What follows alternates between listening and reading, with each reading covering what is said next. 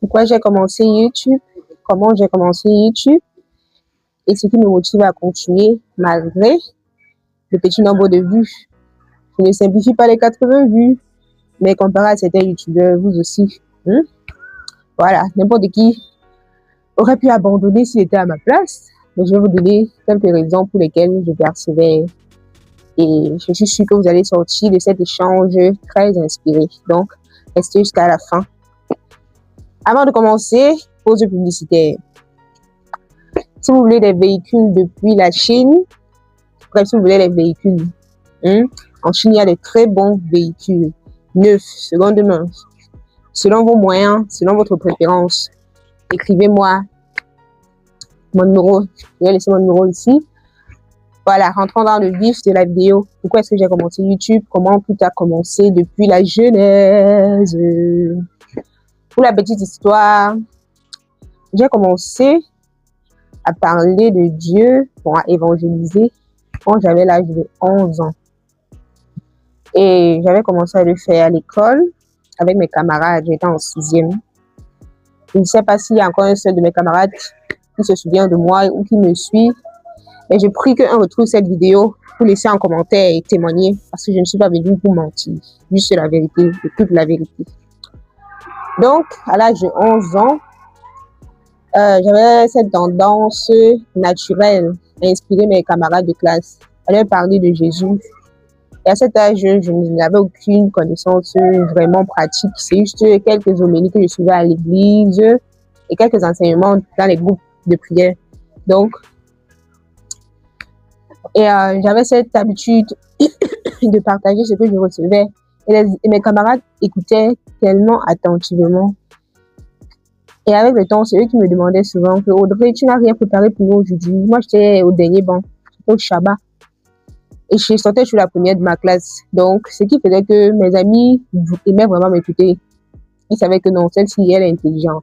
Donc, c'est ce que je faisais pendant les pauses, pendant les moments où les professeurs ne venaient pas.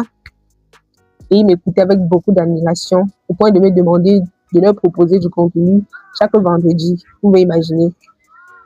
C'est ce que je faisais autant que je pouvais. Je le faisais de manière naturelle. Je ne préparais pas. Et ils étaient vraiment touchés. Mais après ça, je n'ai plus vraiment continué. Ça s'est arrêté là. Puis après, je suis allée à l'internat. À l'internat, les réalités de la vie, vous savez, ouf. Donc, mais c'était aussi bien là-bas.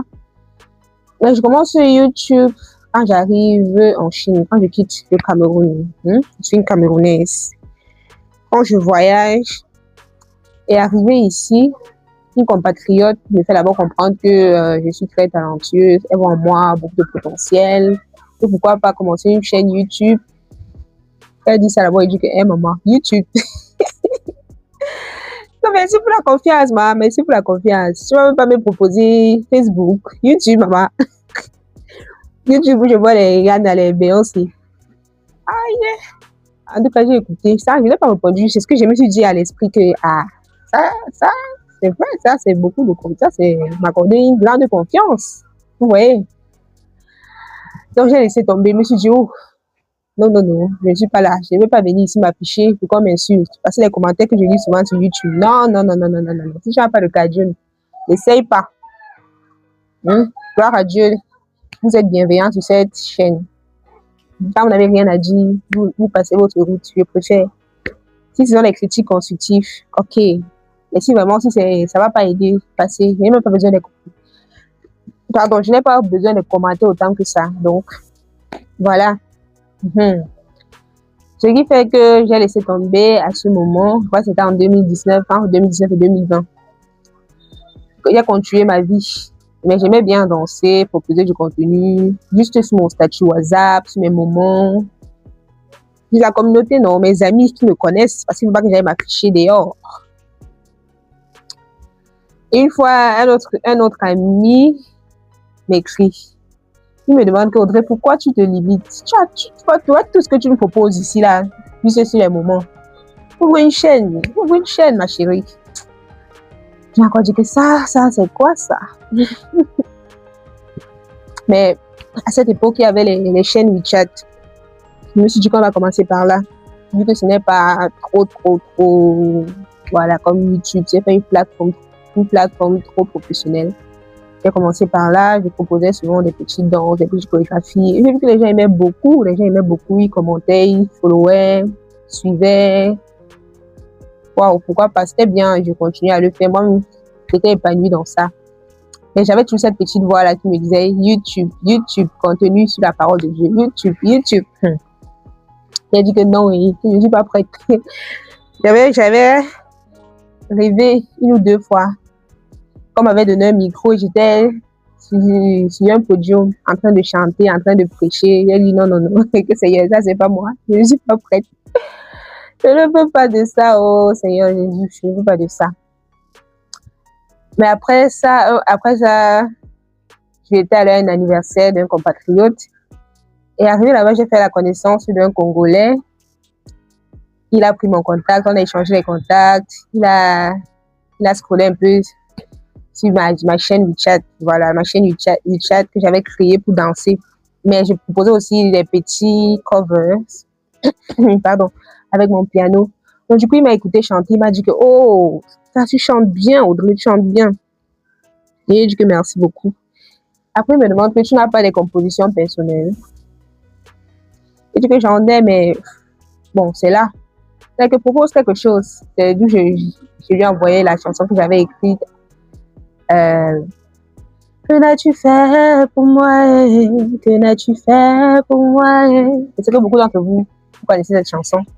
Il m'a écouté, il était tellement émerveillé. Il m'a dit qu'on va produire ça, on va produire. Il était engagé. Pardon. Il était tellement engagé, mais heureusement ou malheureusement, il a dû rentrer dans son pays. Donc après la production de cette chanson, on avait préparé un très beau clip et tout. C'est lui qui devait prendre tout en charge, mais malheureusement, on n'a pas pu parce qu'il a dû rentrer. Mais au moins, l'audio est sur plusieurs plateformes de téléchargement. Mais comme ça ne suffisait pas, cette voix résonnait toujours en moi qu'il faut commencer à créer du contenu instructif lié à la parole de Dieu.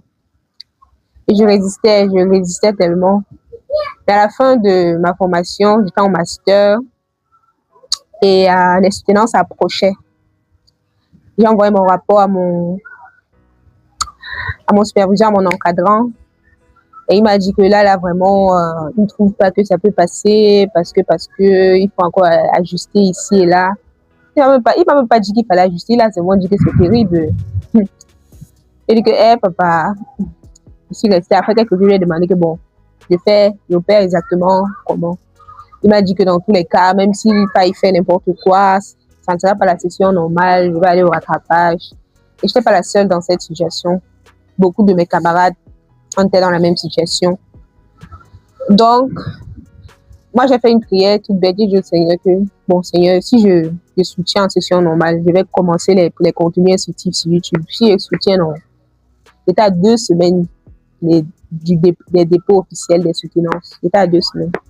Bon, c'était une prière que je faisais en disant à Dieu que au moins je vais me débarrasser de ça, quoi. C'est impossible, puisque la charge était encore lourde, le travail était encore beaucoup à faire, il y avait beaucoup à faire. Donc c'est une prière dans le sens où je vais me débarrasser, je n'aurai plus cette voix qui me perturbe. Donc, quand j'ai fini cette prière, le lendemain, je cheminais vers les dortoirs. J'ai rencontré un ami supérieur, il était en doctorat à cette époque. Il me demande comment tu vas, Audrey, les soutenances s'approchent, ça va. Il dit que c'est là, c'est compliqué, j'ai tellement à faire, je ne sais même pas exactement comment m'orienter. Il dit comment ça?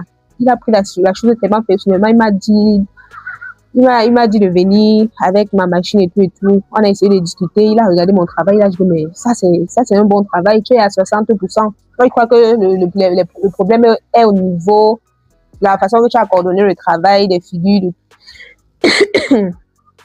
et de tout ce qu'il pouvait remarquer dans le document. Non, mais il m'a tellement rassuré qu'il n'y a plus grand chose à faire.